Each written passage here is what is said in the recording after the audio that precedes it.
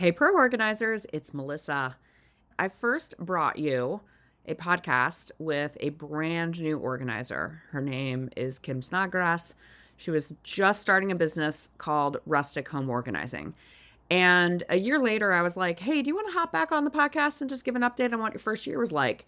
And then we did an update on what her second year was like. And now we are back with the update of her third year, going into her fourth year of being an organizer. And these are some of the most popular episodes that I put out. People frequently ask me about them or talk to me about them. And so I wanted to make sure that we did another update. We're a little bit later on it than we usually are. But Kim is heading into her fourth year as an organizer. And every single year, she has had some major epiphanies about things she's learned about herself as an entrepreneur, about herself as a person, all of those things. And this year is no exception. So, this conversation, I will say, is very honest, very raw, very vulnerable. And we might say some things that you totally disagree with. This was more like a conversation than anything else. We might say some things that you're like, oh my gosh, I didn't know anyone else felt that way. And that's really our goal is we want to be really honest about some of the trials and tribulations as well as the great things about being an organizer. The other thing I would say is there is a little bit of salty language in here. That's how Kim and I roll. And I understand if that's not for you, but what I told someone one time who got annoyed at me on my Instagram because I used a salty word. I was like, I'm almost 50 years old and this is just how I talk. If you're newer to the podcast or if you haven't heard Kim's past podcasts, I will link them in the show notes because it really is fun to hear her progression. And especially if you are at a different point in your organizing career, it might help you to hear a brand new person and then a person with 3 solid years of experience under their belt. All right. I hope that you have an absolutely fabulous week. And here is my conversation with Kim. All right, you ready? Okay. Yeah, I'm ready. I've said it 8 million times, but I'm going to say it again. The stuff we talk about before we hit record is better than most of the stuff we talk about on the podcast. Yes, I think the things we talk about on the podcast are pretty good. I agree. I agree. But yeah, we should probably, I mean, that should be like Patreon content. Like if you want the behind the scenes to hear about the weird things we were discussing before we hit record, might be paid content. Yeah, today was juicy, I'll say.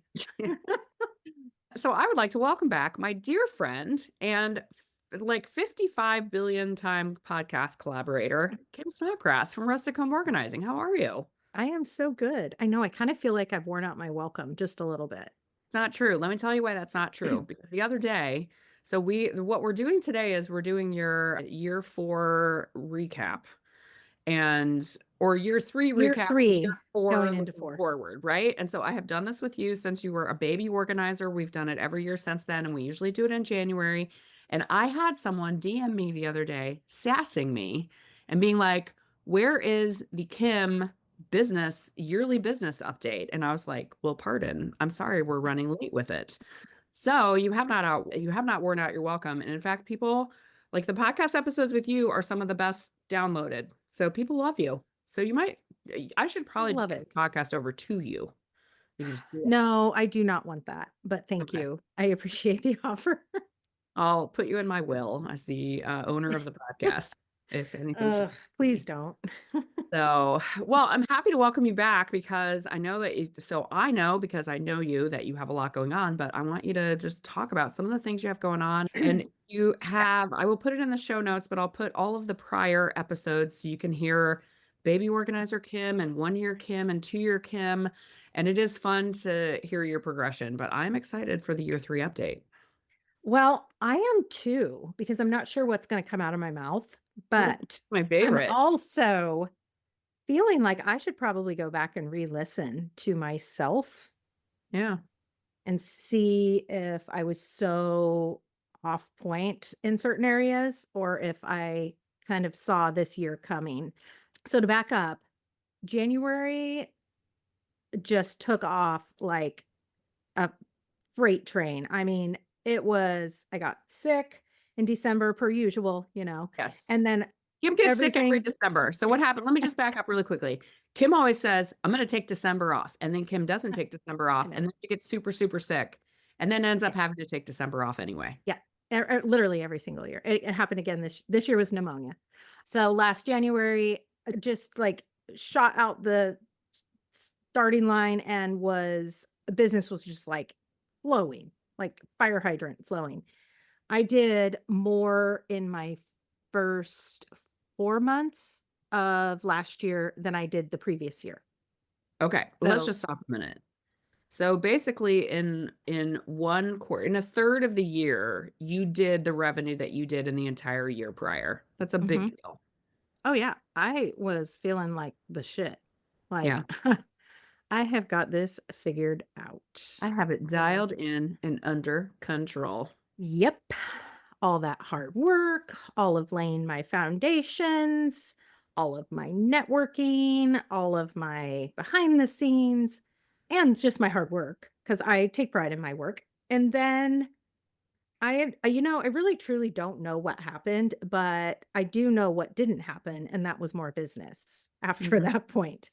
And I know I was distracted because I had my youngest daughter's 21st birthday. We had a big party at the house, and then we were rolling straight from that. That was July 13th. We were rolling straight into my middle daughter's wedding, which was here in town as well. And she was coming from Boston, so we had a lot of people. But I think looking back, I realize that I think I started to take my foot off the gas back in May. And when I say take my foot off the gas, I stopped networking as much. I didn't send the email newsletters out, and if I did, it was just here's just a quick one. There was no, like, love or passion behind it. Now, You were I do wanna take distracted. I do wanna take one thing back because I did send out one email newsletter that I booked, like, my whole month I off one remember email. that. You Yeah. yeah, you said So you the entire month of August or something in one email. something like I did get that, and that was good.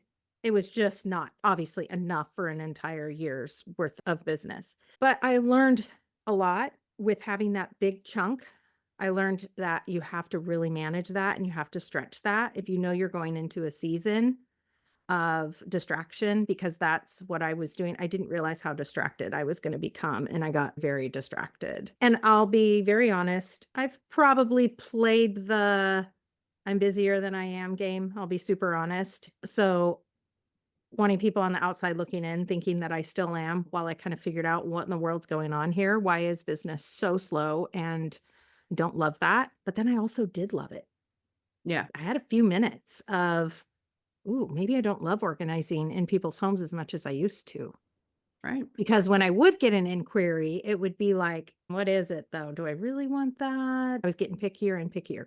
So I know I'm shooting all over the place, You're but fine. I just kind of need to recap here briefly before we start diving into different subjects that my full third year was the weirdest year ever. Yeah, My busiest time, my slowest time, my most reflection time, the most I learned. It's like it's a cesspool of shit.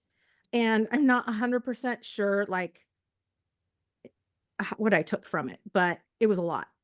yeah. I don't know if the title of this podcast can be a cesspool of shit, but that is You the can. contender for the title anyway. Yeah. So said so many important things there. And one of them is, and one of them that I would like to kind of noodle on a little bit or whatever is the taking your foot off the gas. Like things are going great. Therefore, I can just coast. Coast. And you can for a while. Coasting Not very works for long. a little bit, but unfortunately, it doesn't work for infinity. There are some things that you can coast on, but unfortunately, every business takes care and work.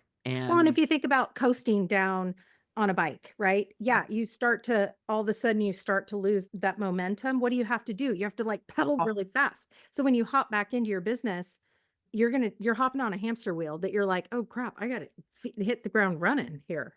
I can't yeah, just like ease back in." right. Well, and I think the other thing too is there are just some very basic things that you can do to keep things going. But when you stop everything at once, Mhm. then that also, accelerates that like, oh, at the bottom of the hill, it becomes a harder hill to start pedaling back up again too. Yes. It does. And per my usual in when was it? Gosh, we're already into almost March. Crap. We are, yeah, March. I did the typical Kim thinking I needed to apply for jobs and give my resumes. You I think did. I talk about that every year too.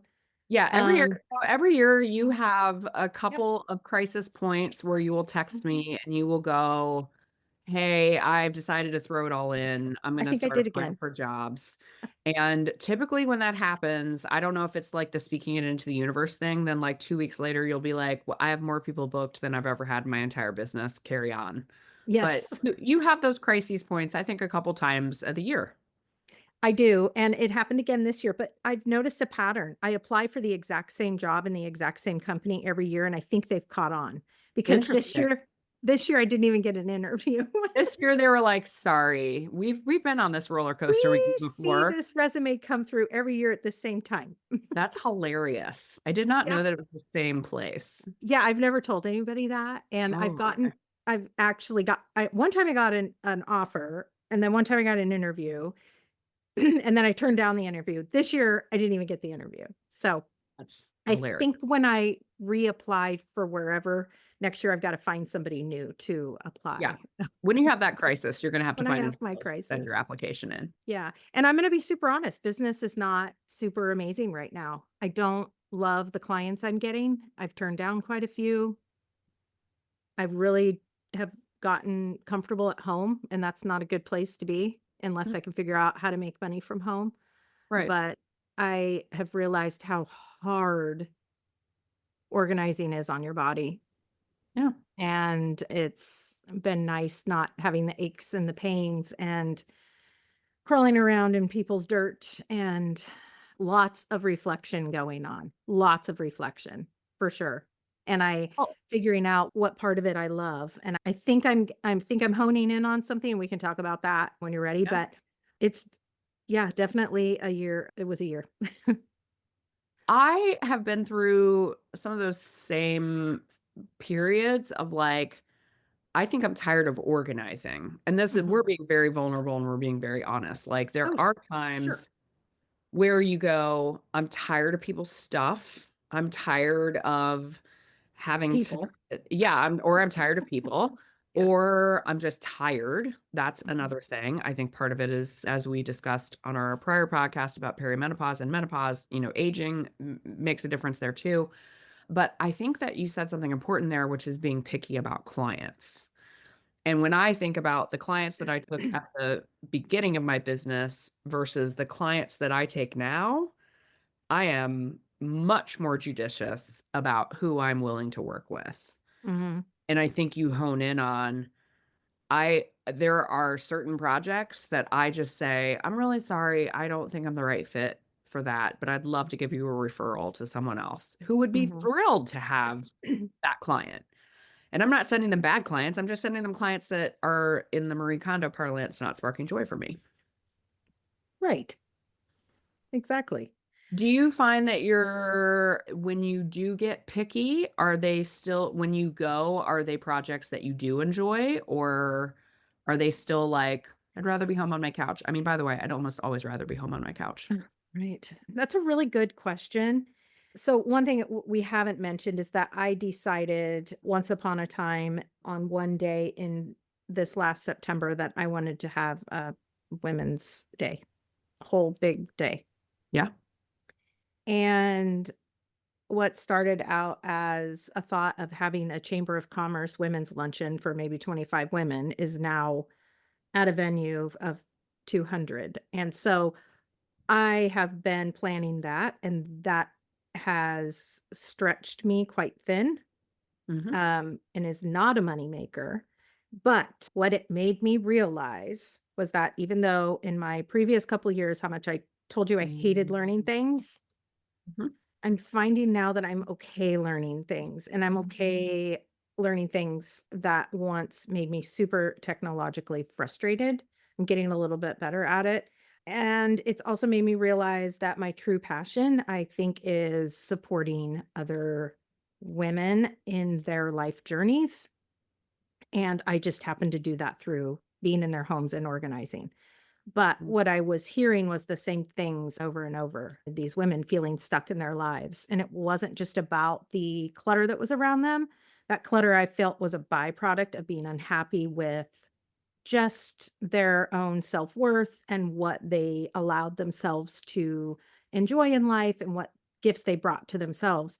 And that is what I have felt that my ideal client is Mhm. somebody that is almost struggling personally. The clutter is just a byproduct. Yeah. And so having that time to sit and talk, and I'm not a counselor and I'm not a certified coach or anything like that, but I got really excited about reaching not just one or two women in their homes, but 200. So my ideal client is somebody that is open to learning and listening and rediscovering themselves. And so I'm trying to figure out how to incorporate that into my organizing business. So Yeah. that I'm in a little bit of a I don't know what I'm doing right now. Yeah. Well, and I think for you, you feel better trying to kind of figure that out as you go. I don't want to put words in your mouth, but I feel like you're Yes. better kind of learning that on the fly than sitting down and like really thinking about it, right? Like you have to learn by doing that, like, Oh hey, yeah. this is the client that I want, and this is a client that I want. Yeah, I don't learn the other way. That's not an option. I have to hands-on, full mistakes, terrible moves and turns, and all of this stuff. So, and I wonder if other women in this industry and Michael, I wonder if they were all just super honest and just sat down and talked about like what challenges each year brought.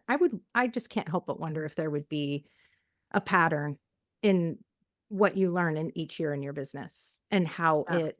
how it presents itself. So, yeah, not that I want to quit business. I love being in business. I think I'm excited about how it evolves, Mhm. and that's a lot of what this conference that I'm having is about, is allowing yourself to move and pivot and not feel ashamed and not feel like you have not succeeded, but you're just growing. And I firmly believe that we all take steps in life that lead us to where we're supposed to be at that certain time. So I'm definitely doing something. I just don't know what it is. Well, I think you have tried a lot of new things too.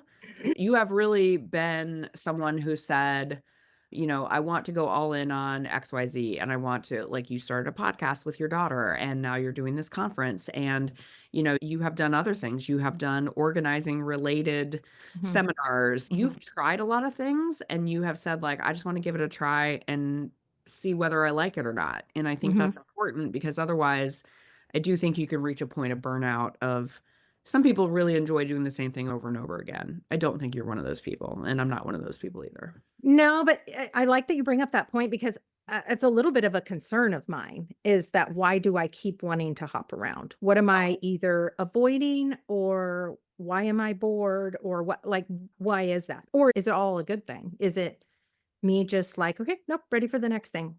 It's my concern for myself is that I'm taking my eye off the ball a little bit, and we all have to make money if we're gonna put the time and energy into doing something from home or being our own business owners. Otherwise, you're just a professional hobbyist, and Right. that wasn't what I got into to do this, but I find myself possibly going down that path, and that's not a path I wanna go down. So a lot of self-reflection and figuring out how to make it work. Yeah. I think that there are different like, I appreciate that you're asking the question because you don't wanna be someone who's just serially like squirrel, like every 3 months you're trying something different, right? Like, Mhm. there's that, and then there is I really am seeking the thing that truly lights my fire, like, for the long term. But some Yeah. people you may be one of those people that just, like, "I really do need a new challenge every year. I need something different so that I can continue, with my main thing." Well, I need to find a challenge though that does not prevent sleep and eating and all of the things and That's the a fact. stress and all of that, a lot of pressure. But I and so a lot of what this conference is that I'm having is about our progression and how we're getting from when you hear stories about women, men, it doesn't matter. Like they talk about, I'm standing here today because we all think it's this overnight success. But when you hear their story, this started like maybe when they were 16 years old. And Yes. then you kind of see how the story slowly unfolds. My hope right now is that I'm going to be able to see my story clearly sooner than later, because what I'm doing, the steps I'm taking, I feel so incredibly passionate about. I feel so incredibly pulled to do that I just can't shake it. So I really hope there's some sort of pot of gold at the end for me on this. Yeah. Yeah. Well, one of the things that I admire and value about you is that you see these things that you want to do, and you might be afraid of is there a pot of gold at the end of the rainbow, or is there a Yeah. lion or Mhm. something Or else, fire right? breathing dragon waiting for me. Who knows, right? There is no unicorn. The unicorn has been torched by a dragon. I don't know. But Exactly. you see those things and you're like, you know what? But I still want to see them through. And you and I are a little bit similar in that we kind of leap and then we try to figure it out. And I Throw think me a that parachute. it's gonna be fine. It's gonna be fine. But that's a true entrepreneurial spirit that you have in saying, "You know what? I see this thing. I'm going to try it. It might not work. I'll accept if that doesn't work, and then I'll learn from it." And I think that's great because I think a lot of people would just be 10 years from now going, "You know what? I really wanted to start that conference and I never did." Yes. And I think I'm learning more and more that when we're going through something, so anybody that's starting their organizing business right now, there's so much overwhelm and there's so much knowledge that has to be learned and there's so many skills that have to be perfected. And when you're in the middle of that, sometimes it just feels not, it doesn't feel right. It doesn't feel like it's meant for you. It doesn't, there's just so much questioning that goes on in so many moments throughout the day. But I am realizing more and more, and maybe it's just the older I get, that those are the defining moments. Mhm. Those are the moments that are, as long as you can stick with them and feel uncomfortable, that's where your resilience comes from. And I am extremely uncomfortable right now. Not on here, but I am very uncomfortable with what I'm doing. I question it constantly, but I just keep moving forward. And so I just can't help but think that it is going somewhere. I think you've just said something incredibly important, which is the concept we do not like being uncomfortable. None Mm-mm. of us do. And sometimes going into that discomfort is the only way that you have real growth. And by the way, sometimes that discomfort doesn't go away. It doesn't go away, or the thing isn't magical, or it doesn't work, or you lose money, or any of the things. But that being in that zone of being uncomfortable, if it's comfortable all the time, something's gonna tip.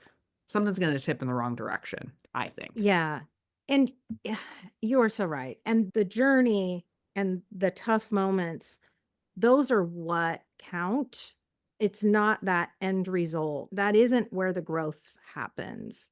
The growth happens all along. And if we can stay focused on that, and if we can stay somewhat grounded and not lose our minds in between, if we can focus on that, the growing pains as such a positive thing, I think it will get a lot of people through a lot of things. I know right now I'm really trying to keep that mindset, that Yeah. the uncomfortableness is what I'm gonna look back on and be able to talk about as my story, and it might be able to help somebody else, but in the moment, it does not feel good. I will also say that discomfort that we're talking about, so you're talking about it in a much bigger sense, right? Like, you were trying to Yes. figure out what that thing is that lights your fire, and you think it might be, kind of this big thing that other people that are listening to this might not be thinking about, right? But I would argue that the discomfort that we're talking about could be as simple as, I don't wanna send an email to my list, because you've been there too. Who hates sending emails more than you? I Nobody. do. You hate it. I hate them more than I hate them. But you do them, and that's a level of discomfort. So sometimes it's the discomfort of something individual in our business. I hear all the time from people, Okay, I don't have enough clients. Cool. Have you done this, and this? No. Why? Well, I don't want to bother people with an email. I don't want to, I'm too afraid to go networking. They're just, a list of things that are in that discomfort category. And I would just argue that you got to do the thing. You got to do the thing Yeah, because there are elements of all of our business that we don't love. it's And very true. if There's you a don't lot. do it, then business may not be for you. And that's an okay decision too. But that's where you actually get that growth. Yeah, I'd be curious. I'm gonna ask you a question. So when you say, if you can't get past some of that uncomfortableness and doing the email newsletters or the blogs or whatever it might be, and maybe business isn't for you.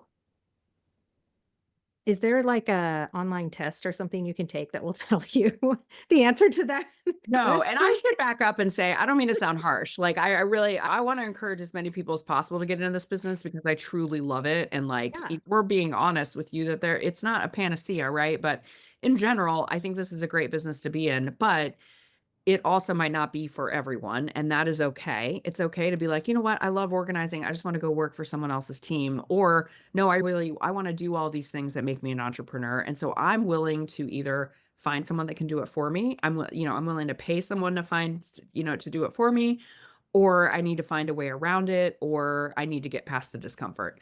No, that's a great question about like we need like I call it the X factor. So when I'm Yes. working with people, I will just have a feeling about like they have that X factor that doesn't have any sort of statistical, basis for it, but I can just tell like that person is gritty and I think that they can plow through Yeah. challenges and I think that they'll have setbacks, but they'll be able to get through them. They'll have the panic moments, that type of thing. And then there are some people that you just need to know yourself well enough to know you may not be that person, and that is okay too.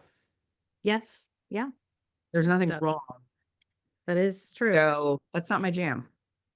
So another area of thought that I have really been noodling on recently, and that is what does organizing mean to me? Yeah. And in year 3, I think I started to question some of the Kool-Aid that I had drank as far as the products and the systems and the labeling and the this. And I have a few clients that I go back into their homes and I see some of the mess that is been made of what I left. Mhm. And it's got me really questioning what organization truly is. And Mm. if there is, well, we've all said there is not a one size fits all. There just isn't. And I would say it's probably less than 10% of society can actually upkeep what a professional organizer that's gonna go in and make everything look pretty, they can actually upkeep it. And I'm just making up shit, so, co come at me, I don't care. I think I started to realize that the focus has gotten so far away from what is the actual reason why we have chronic disorganization in our homes, and that is too much shit. Too much. And it and listen, I'm the first person to I've got a burn pile out back, and I'm not even gonna tell you some of the stuff I burn because I'd probably go to jail. So I am not out here just By the like way, trying. benefit of living in the country. Those of I us who live in know. the city are like, "What's a burn pile?" Anyway, go on. Oh, yes. I am really maybe that, you know what? I'm coming to something here. Maybe this is why I'm struggling so much with organizing right now in my business because I need to get the point across that you need less stuff. Mhm. It's not my pantry keeps getting out of control. No, you have too much food. Yeah, You you go don't to need Costco that much 3 times a food. week. I think it's important as organizers that we treat every client different and that we have to be prepared to not jump in with a bin or a basket or a label. We have to be ready to jump in and say, listen, I can't, we can't move further in this project until we go through your things.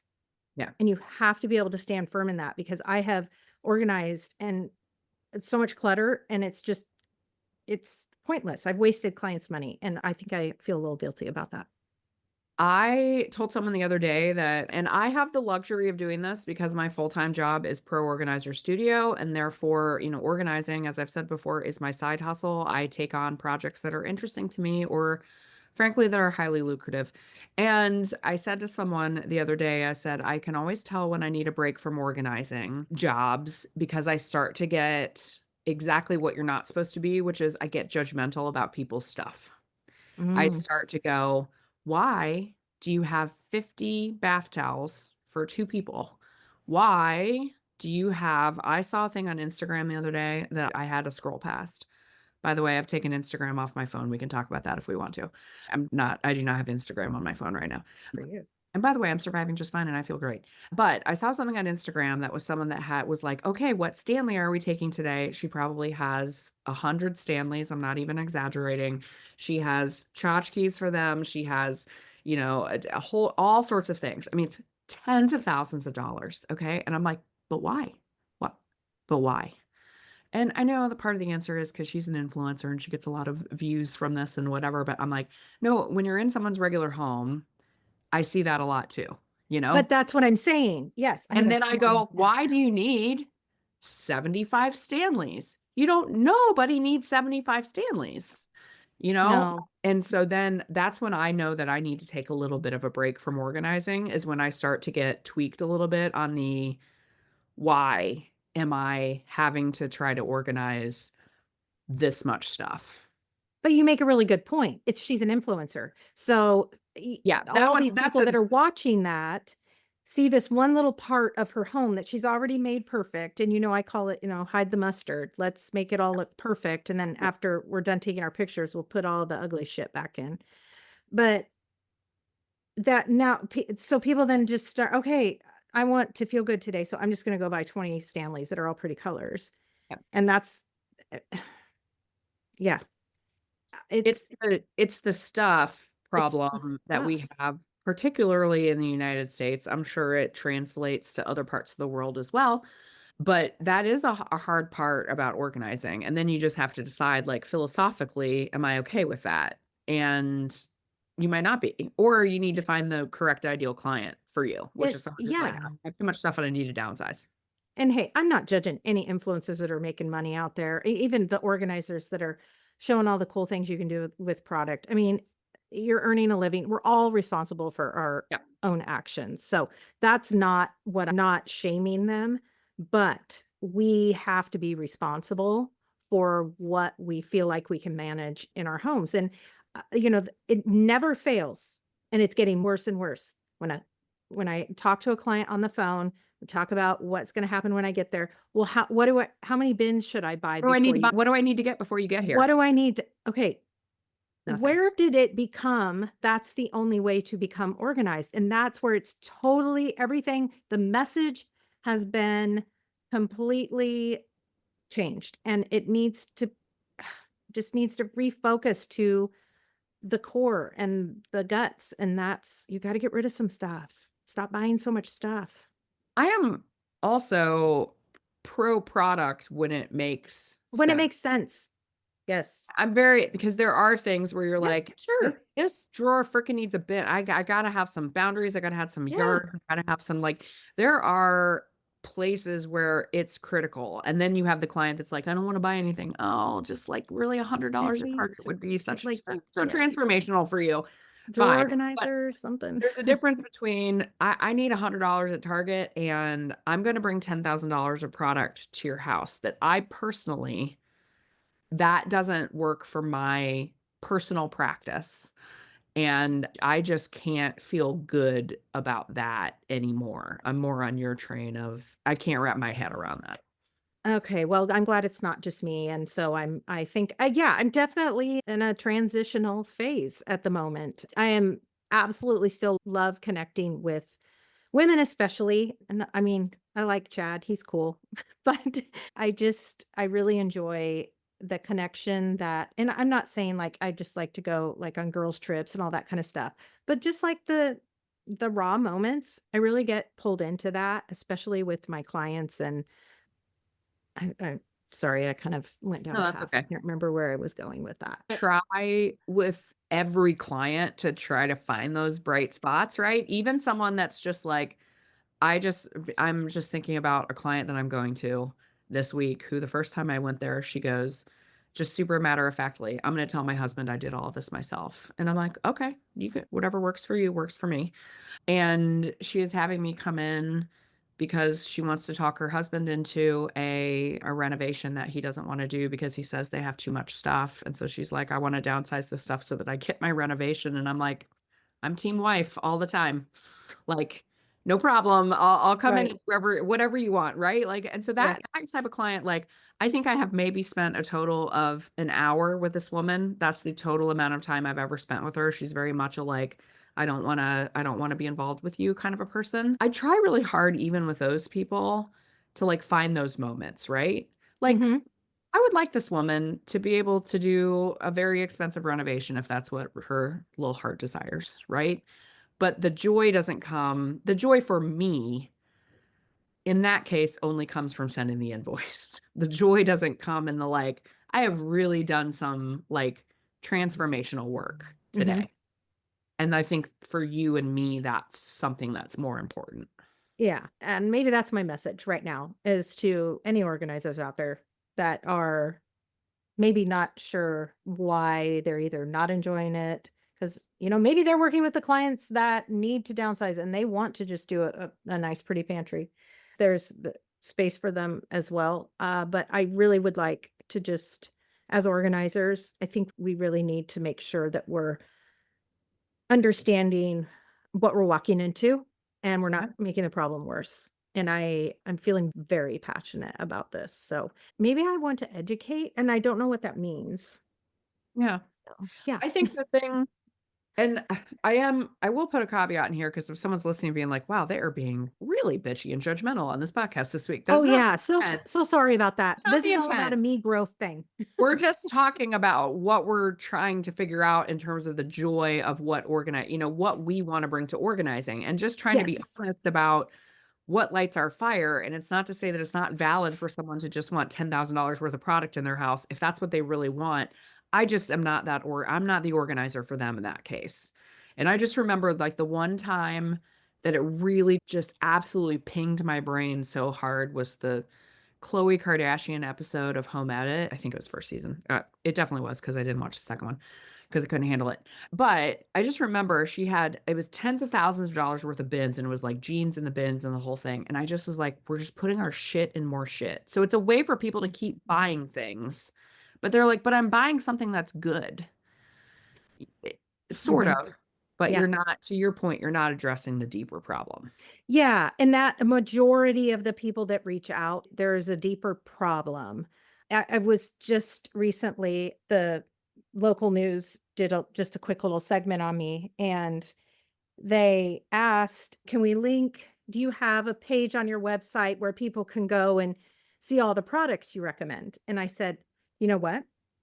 I did have one of those and I took it down Yeah. because that's not the solution. The solution is you're turning your home into a landfill and that is what needs to be addressed. So at least, and maybe it's just my area, my region, I maybe other regions it's different but I would say probably at least 75% of the clients that I've been around, it's not a bin or a basket. It's a garbage bag and a recycle bin.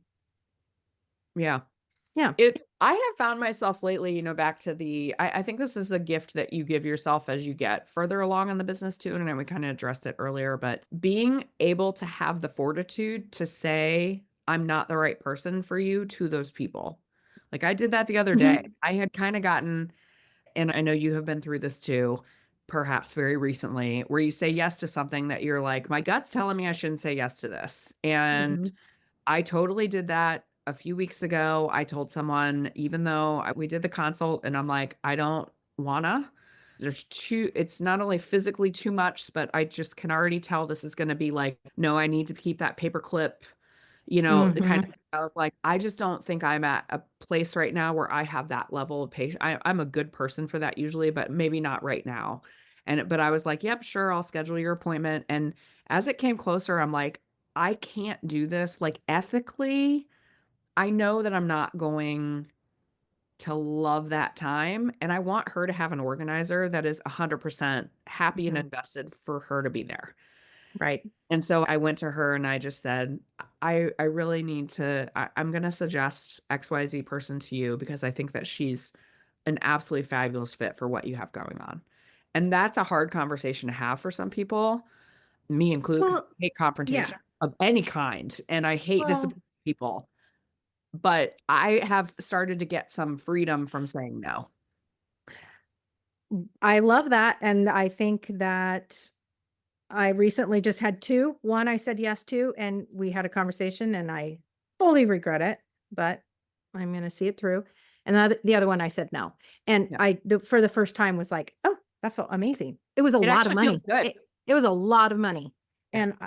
and that would have been great because my year has not been good so far. But I know I turned it down. And yes, there is freedom in that. And yeah, I think for new organizers, especially, stay focused on why you're doing it and try not to mix your actions with your don't let your actions and your why be totally opposite Yeah. because that is not it's not a good recipe for clients or for yourself. So staying true to why you're really going into the organizing business, I think is really important because there is a need for all of us.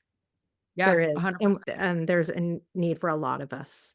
You know what there's And also a need and a time for? A time for to go, that's a $5,000 project and I need $5,000. And so I'm going to yes, say, "You know what? This isn't gonna be my favorite project, but I'm but gonna do it. Yeah. I'm gonna do it," right? So, Mhm. it's I don't wanna spread fairy dust here that, like, you can just only look for your perfect, most ideal client and, you will have a No. $100,000 a year business. That's not what I'm trying to say, but you do if you have the ability to get more selective and you can really hone in on, "This is an ideal project for me. This is an ideal client, and I need to say no to the other ones Mhm. because I'm not the right person for them." If you can get that freedom without causing financial harm to yourself, I'm for it. Yeah. And, growth is gonna happen with the ones that you take that you really didn't want to, or the ones that you had to. Growth is gonna come from those. You're gonna learn and you're gonna if I wouldn't have taken some of these clients last year that really started to open up my eyes, even though they're not clients I would want to do again, it really started to help me understand what the part of it that I loved and the part of it that I wanted to make sure that I communicate. What are some projects that have excited you last year? So my favorite is the downsizing of the 70 plusers. They're my absolute favorite clients in the entire world. Yeah. You They have don't one that is, like, extra special too. Oh my gosh, Catherine, she just moved. I've done 3 70-year-olds in the last year, and the stories they tell and they are ready to let stuff go. They don't care about bins and baskets. They don't ask what they have to buy. They're my favorite clients. I Yeah. and they need it. They need help. Yeah. They And really need. and what you learn from them and what you see of how holding on to things can get you to a point of having to hire somebody. There's so much knowledge that comes from working with these older women that is just priceless. Yeah. It's a lot of work, and usually it's stinky, but it's not there's no overthinking that goes on. It's just real raw help, and that brings me at the most joy out of all of the jobs.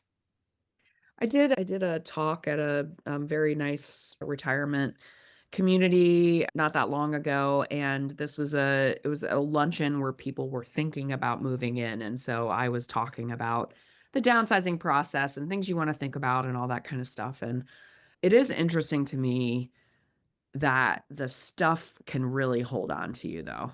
Like, Mhm. someone really does have to be some of that age range, I think, really does have to be ready, though, because Yeah.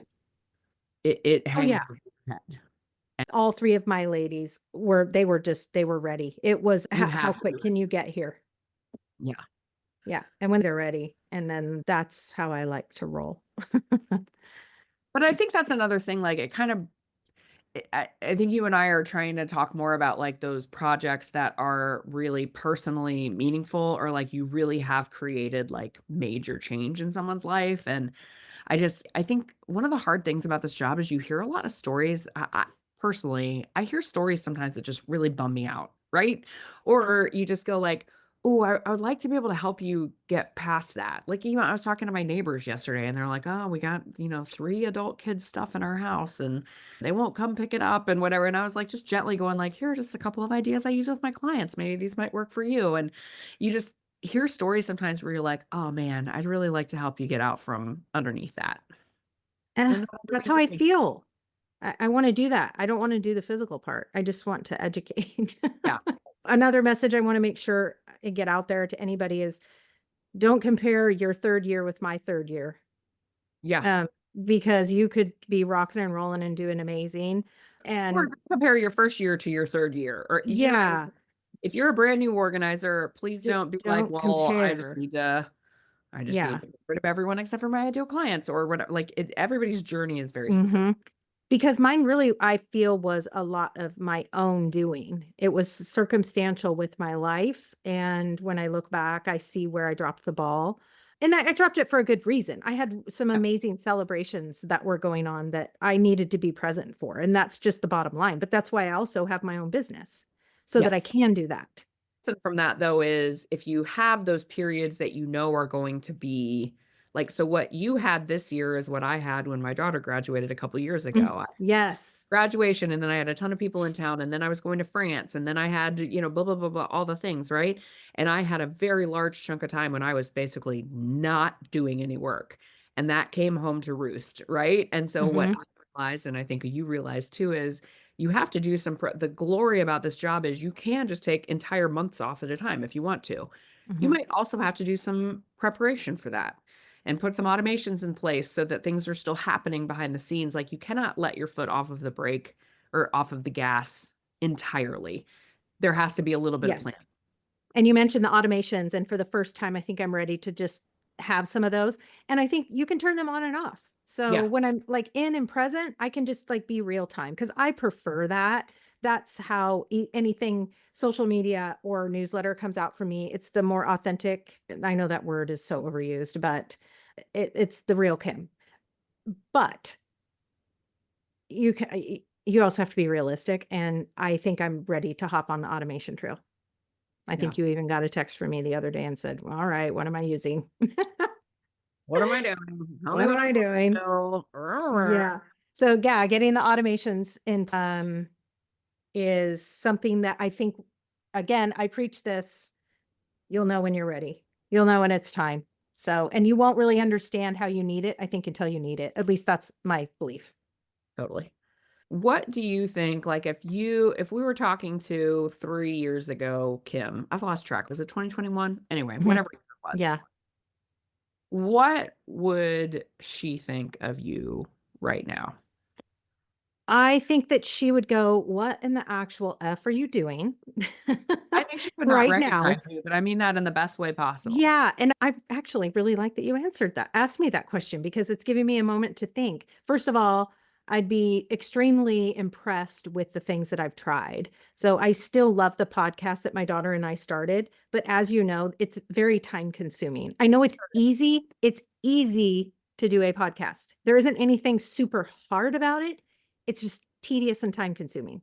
Correct. That has just been put on the back burner is the podcast. And then it evolved. So I've also would be looking at myself going, I'm proud of you for starting that. You're going to Yeah, have to start it back up and you're going to have to get a schedule because if I'm looking at myself from the outside looking in right now, I'm looking at myself starting a lot of things because I'm excited about them, but it's a lot.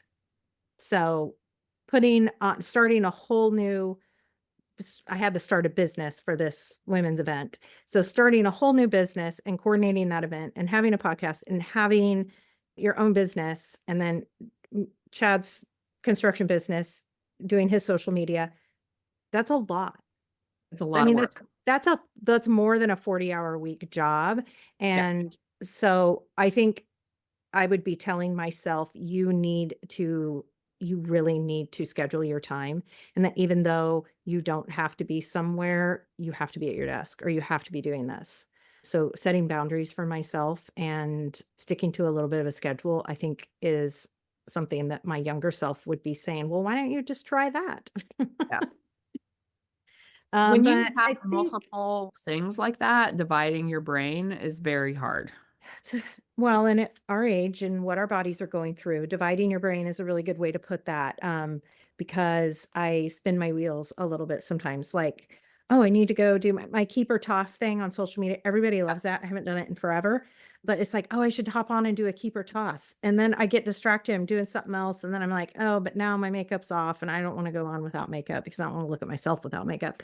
But yeah, it's really easy to get the momentum going to start things.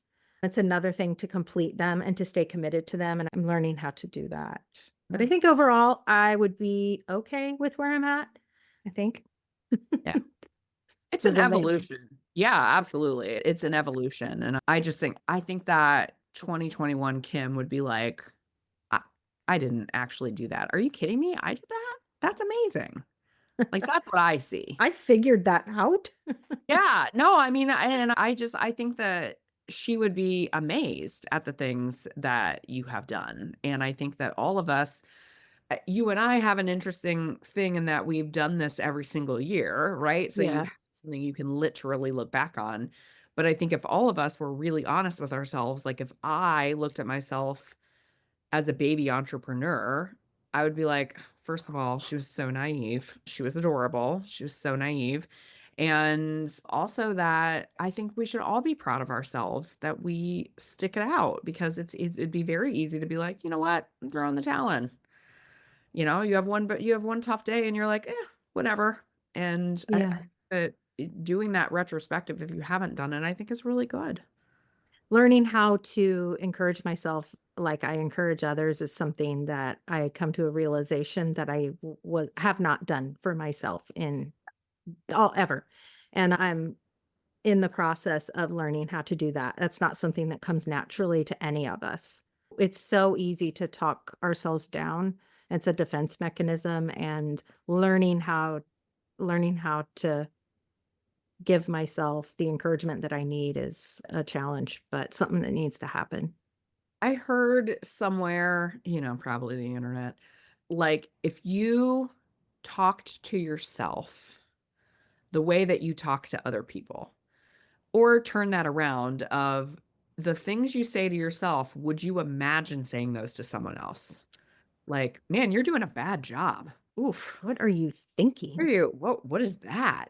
You would never do that, right? I mean, maybe someone would, a jerk would, but like the way we speak to ourselves or the lack of credit, sometimes it can be not even negative self-talk, but the lack of credit we give ourselves Mhm. sometimes. Like, would you say that to someone else? No, you'd be like, oh my gosh, you have killed it. You have done such a great job. But we Mhm. don't give that back to ourselves. Yeah. No, that's a really great point. And when you are starting off in your business, standing tall and not feeling like you aren't ever gonna amount to maybe an organizer that you look up to. And there's the small percentage that don't have that imposter syndrome, and I'm like, "Girl, more power to you." I Who are they? love that. I would love to know who they are because There's gotta be a few, but yeah, pushing yourself outside of your boundaries is, I think, an important step to any growth within your business, for sure. And yeah. it's I just think, Melissa, there is no way I need to say this loud and clear because I want anybody to know that you literally could join your course, and you did not know I was gonna say this. I need to, like, preface that. Oh, I didn't like set you up for this. No, your course is what has allowed me to do this event that I'm doing. I learned so much on the foundational pieces and how those foundational pieces affect certain parts of business and they don't help certain parts of business. There is no way. This course would have been, even if I wasn't an organizer, I would have learned so much. First of all, I would have learned about search engine optimization. I would have learned about the importance of keywords, which is SEO. I would have learned the importance of when social media is beneficial and when it is not, the importance of getting people's emails and why are you getting them? Not just getting them, but why are you getting them? I wouldn't have learned how to segment things on Flowdesk. Like now I know when somebody opens up my emails and they click to go look at the tickets for my event, I have a whole segment. So I Yeah. know, oh, these people are interested. And so I can shoot them their own separate email. There is so much your course foundationally lays down how to get Google reviews, how to set up your Google. Like there is so much that you will use what you teach in the course in so many other areas of your life. It's not just about starting an organizing business, period. It does help because we're all organizers and it's, We talk about but organizing, obviously. there is some huge foundational pieces that you teach, and I am so grateful. I mean, I would have spent $10,000 for your course knowing what I got from it. So I'll send you an invoice for the no. other. I'm just kidding. I would never. I would never. That is So very, I wanted to make very sure kind. I mentioned that on this, because if you are listening to this and you aren't an organizer, but you think, oh, I might want to start like my own cleaning business, take her damn course. I'm telling you, you will learn enough to figure out how to start your cleaning business. There's a lot of stuff in there. A lot. Yes, a And lot. I appreciate that. That's very kind. And Yeah. I'm happy to have been a teeny part of your journey. Yeah. Thank you. Take a drink every time I say journey. Just kidding. I am excited when people use the stuff that they've learned for other things because that's fun too, because it is something that can stick with you. So, but I'm happy that you are part of our community. Very happy. Oh, I'm happy to be a part of the community. I wish I could come on here and say I make six figures every year. I'm not going to tell you I do, but that's not because of Melissa or the course. That's because of my own personal bad habits or my own personal direction. But to pat And yourself on the back, you did have several I, months that well, were, you I had a had one, I had $50,000 a one, month. I had one six But figure year. I yeah, did. you have done very well. So don't sell yourself short. Yeah. No, you're right. But guys, the momentum, you got to keep the momentum going. Yeah. There is no quick, rich scheme thing going on here. No, This there isn't, is you can not. work 2 hours and go hit the tropics the rest of the week. That's a bunch of bullshit. It is. And, I'm going to call it out right there. It is. Prove to me otherwise. So don't get into these little businesses thinking you don't have to work. It's a different kind of work. It's very rewarding. I It's learned work so that I much. enjoy doing. You know what I It's mean? Like it's self-development. It's you learn things about yourself, you challenge yourself. There's like so many great things that come along, but you also have to be okay. You know what? If it's not for me, like you said earlier, it's okay to go back. It's not failure at all. You have totally learned your limits and you have learned what will work for you and what doesn't work for you. So be okay with any direction you choose to go. Just don't do it out of fear. Just, correct. yeah. And I would also say you have to give it enough of a try to determine whether it is or isn't for you. You can't decide after one client or 3 months or what. You have to give yourself some runway to Or decide even, what you yeah, do or do not love. or even a bad 6 months. I mean, we Sure. could all have a bad 6 months, but you could also have Chad's been a contractor for 20 some years. He had like a terrible 9 months. And I'm like, why? Like, I would have thrown in the towel like 3 months ago. And Right. he's like, no, I've done this before. Right. It's just stuck with it. And yeah, he's having his best year ever. So thank goodness, because one of us isn't. Right. Well, you're doing something different. So you kind of touched on it, but you haven't really explained. Tell us about the Daydream Project. Tell us about your Oh, conference. yes. I want to, because I'm excited about it. Okay. It's a really, and I know we've been on here a long time. I'm sorry. It's a really long backstory. So I will try and just give you the condensed version, which I am trying to learn how to talk about in my Make a Scene book, storytelling, because also people learn how to tell a story because it's good for networking. I have a huge draw to uplift and encourage women. And I don't know if it stems from having 3 girls that we moved a lot, and integrating into middle school, high school was brutal. And so teaching them how to be resilient, that was something that I had to do on a nonstop basis with them.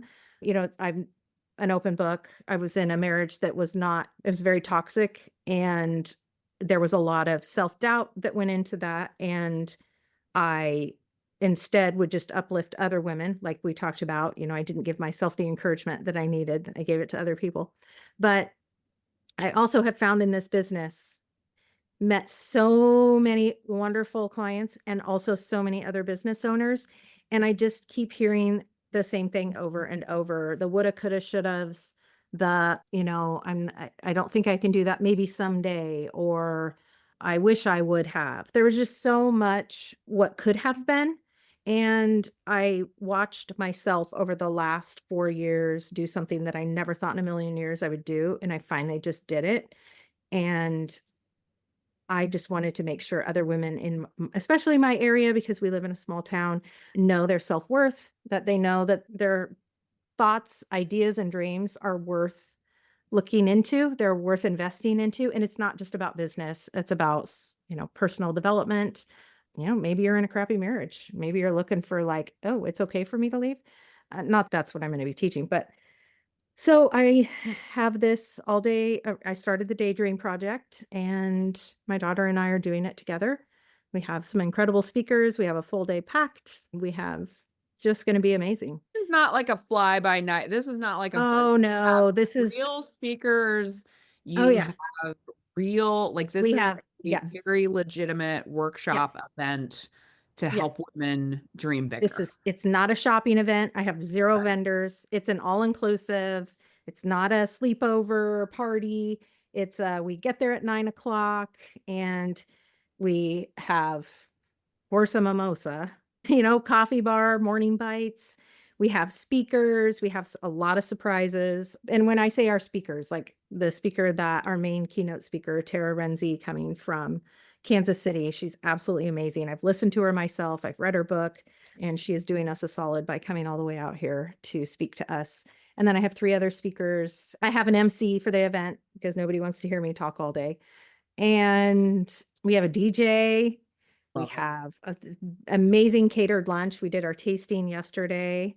Of course, some photo ops. We have a wine bar.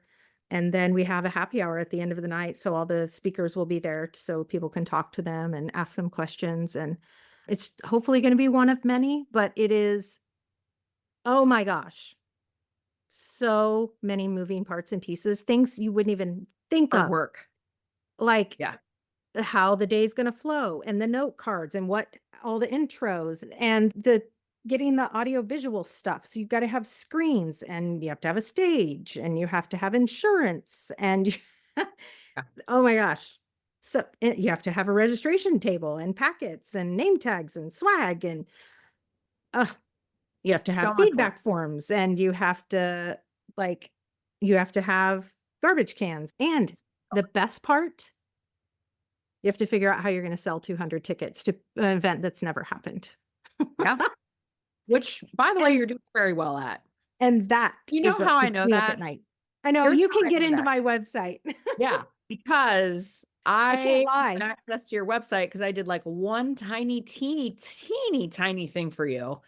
And so because I haven't like exited out of your website, every time someone gets a ticket, I get an email. And Oh, do every you time, you know really? why I haven't turned it off? Because every time I get an email, I'm like, damn, Kim is killing it. Because I Do get you this new email saying a new order has Oh, come in. wait, I am Good for dying. her. Oh, shoot, I'm gonna keep that on there because now that's incentive for me to, like, really push it. All my Yeah. VIP tables sold out, so that was good. Right. So I'm just Yeah. like, that's why I haven't exited out of it because I'm like, I want to see my friend absolutely killing it at this event that Oh, she's good. done before. So Yeah, but everybody says that you don't sell the bulk of the tickets are always within the last few weeks. 100%. But, it's putting on an event to this scale is a huge price tag. And Yeah. finding sponsorships for something that's never happened before is a lot harder than I ever imagined. But somehow we just keep getting enough ticket sales or enough little sponsorships that we keep hitting all our markers. So we're Yeah. still everything's looking good. Awesome. Um, but I need that. I want it full. I want a packed house because that's that energy. That's what yeah, you need that. So Well, so it's Daydream Project dot. .com. Okay. Yep, thedaydreamproject.com. There's an Instagram for it too. It's pretty much mainly local people in that just because that's who's gonna really come to it. If Sure. anybody does wanna fly out of state, I do Yeah, but have if you wanna come to I can tell you from personal experience, Kim lives in a gorgeous area, it's absolutely oh, lovely. Come it's visit. out in the That country. time of It's year is gonna be gorgeous. yeah, it's out in the country. It's at a vineyard. The venue is breathtaking. Yeah. Absolutely breathtaking. It is top notch and it's gonna be fabulous, but they have these cool silos they've converted into, a bed and like Airbnbs. There's like 6 of them. So these cool old silos, and there's like 6 rooms in them, and then there's a lobby area down in the front. Anyway, they've blocked them all off, so you can stay Cool. in the silos on site, and then I have 2 other people that have in wine country that have held those dates for like any groups, like friends coming and want to stay the night. So I have a couple houses available too. Yeah, so if you wanted to do something, like, if you wanna do, like, a girl Mhm. retreat, just do it Oh, yeah. like Beautiful that. time of year, May 1st, and it's a Yeah. Thursday because venues are half price on Thursdays. Yeah.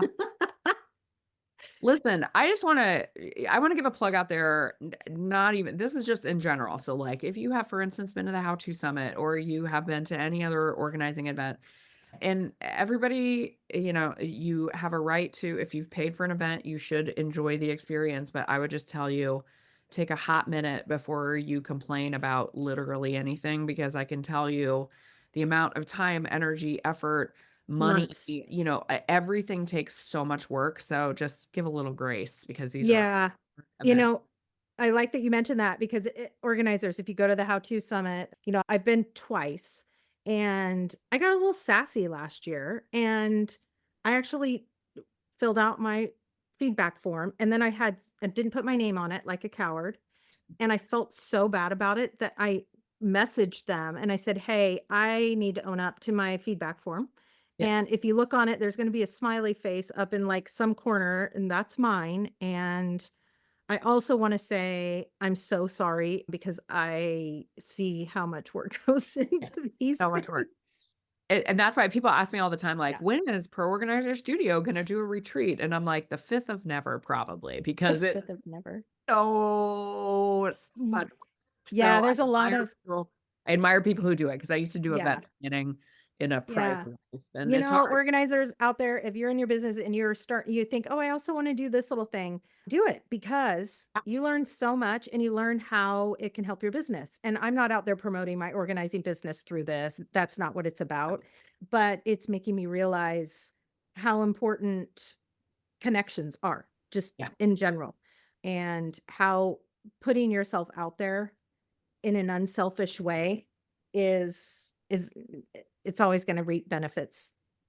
You are a very giving person, and you have been very giving to the organizing community, and I think that's why I got the sass on the DM from that person who's like, "When is Kim gonna be on the podcast?" Because, there are people who have reached out to you and that you have been I know, so yeah. I still helpful get to, and, like, you are so giving with your time where other people would be like, "Go fly a kite," and that's yeah, and I get the emails too, and there's one person that emailed me and it has gotten lost and I never responded, so if that was you too never got a sorry. response from me, I am so sorry. I cannot find your email anywhere, and I am so, so sorry. And then I've also gotten sassy a couple times, so I'm just gonna say sorry for that. Sorry, not sorry, but sorry because I shouldn't be sassy. But when you ask me if you can use my "you don't need that" Yeah. saying, yes, you can use it because I don't have it trademarked, but I always encourage you to come up with your own saying. And then my keep or toss, again, I don't trademark it, but try and come up with your own creative way of Yes. organizing.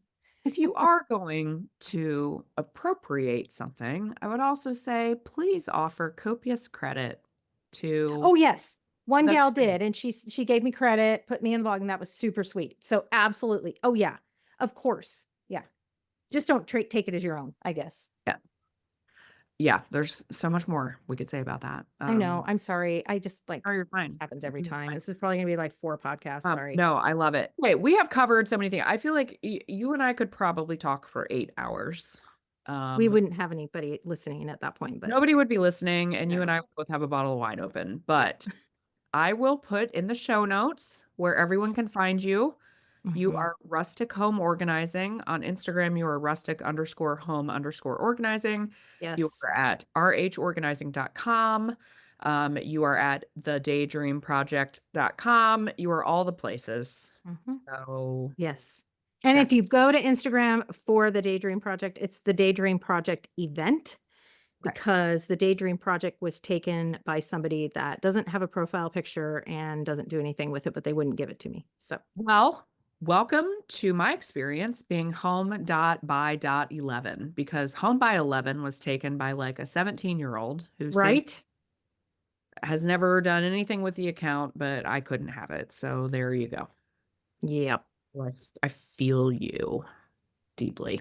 Yeah. So, Well, uh, it was wonderful to be here today, and yes. thank you And for listening to my cesspool of my shit 3rd year.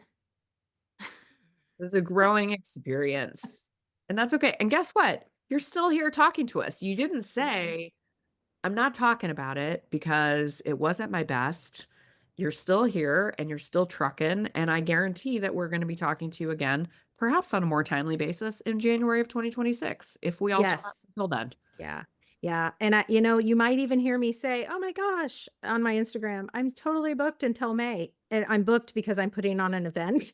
Yeah, So right. don't think at all that I'm just, like, killing it in my business. Right. And so, yeah, She's booked because she's going to be in a coma, but she's still exactly. booked. And when I do that, it isn't sometimes it's the fake it till you make it. I have to just convince myself that I am doing so much better in my business than I really am, because it just gives me a little boost of self-confidence. It's not me personally trying to pull the wool over everybody's eyes, just to throw that out there. Yeah. It's also sometimes to create scarcity in a client that's like, no, but I have to have you. And then you're like, okay. Yeah, So lots of ways you can use that. So true. thank you as always for being so vulnerable and open and Yeah, honest and all the things. We of appreciate you. course. Yeah, I can't wait.